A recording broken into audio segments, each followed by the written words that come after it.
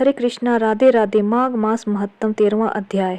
विकुंडल कहने लगा कि तुम्हारे वचनों से मेरा चित्त अति प्रसन्न हुआ है, क्योंकि सज्जनों के वचन सदैव गंगा जल के सदृश पापों का नाश करने वाले होते हैं। उपकार करना तथा मीठा बोलना सज्जनों का स्वभाव ही होता है।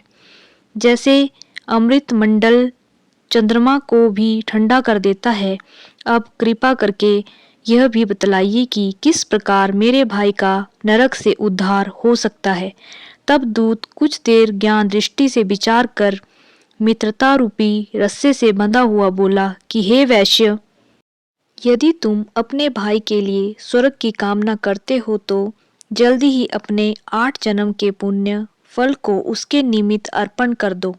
तब विकुंडल ने कहा कि हे दूत, वह पुण्य क्या है और मैंने कौन से जन्म में और कैसे किया है, सो सब बतलाओ, फिर मैं अपना पुण्य अपने भाई को दे दूंगा। दूत कहने लगा कि हे वैश्य, सुनो, मैं तुम्हारे पुण्य की सब कथा कहता हूँ। पूर्व समय में मधुबन में शाल्की नाम का ऋषि था। वह बड़ा तपेश्वरी ब्रह्मा के समान तेज वाला था। नवग्रह की तरह उसकी स्त्री रेवती के 9 पुत्र थे, जिनके नाम ध्रुव, शशि, बुध, तार, ज्योतिमान थे। इन पांचों ने गृहस्थाश्रम धारण किया तथा निर्मोह, जितमाय, ध्याननिष्ठ और गुणातज्ञ ये चारों संन्यास ग्रहण कर वन में रहने लगे। ये शिखा सूत्र से रहित पत्थर और सोने को समान समझते थे। जो कोई अच्छा या बुरा उनको अन्न देता वही खा लेते और कोई कैसा ही कपड़ा दे देता उसको ही पहन लेते। सदैव ब्रह्म के ही ध्यान में लगे रहते। इन चारों ने व्रत, शीत, निद्रा और आहार सबको जीत लिया। बस चर अचर को विष्णु रूप समझते हुए मौन धारण करके संसार में विचरते थे। ये चारों महात्मा तुम्हारे घर आए। जब तुमने मध्याह्न के समय भूखे प्यासे इनको आंगन में देखा, तुमने गदगद कंठ से आंखों में आंसू भरकर इनको नमस्कार करके इनका बड़ा आदर सत्कार किया।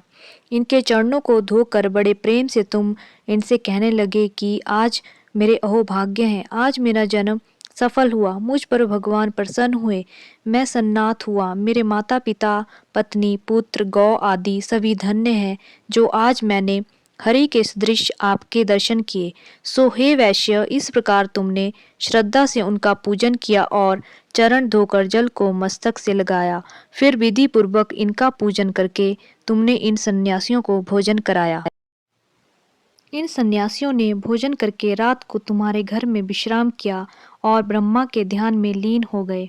इन सन्यासियों के सत्कार से जो पुण्य तुमको मिला सो मैं भी कहने में असमर्थ हूँ, क्योंकि सब भूतों में प्राणी श्रेष्ठ है। प्राणियों में बुद्धि वाले, बुद्धि वालों में मनुष्य, मनुष्यों में ब्राह्मण, विद्वानों में पुण्यात्मा और पुण्यात्माओं में ब्रह्मज्ञानी सर्वश्रेष्ठ हैं। ऐसी ही संगति से बड़े बड़े पाप नष्ट हो जाते हैं।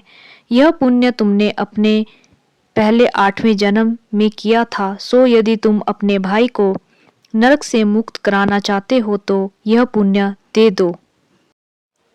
सो दूत के ऐसे वाक्य सुनकर उसने प्रसन्नचित्त से अपना पुण्य अपने भाई कुंडल को दे दिया और वह नरक से मुक्त हो गया और दोनों भाई देवताओं से पूजित किए गए।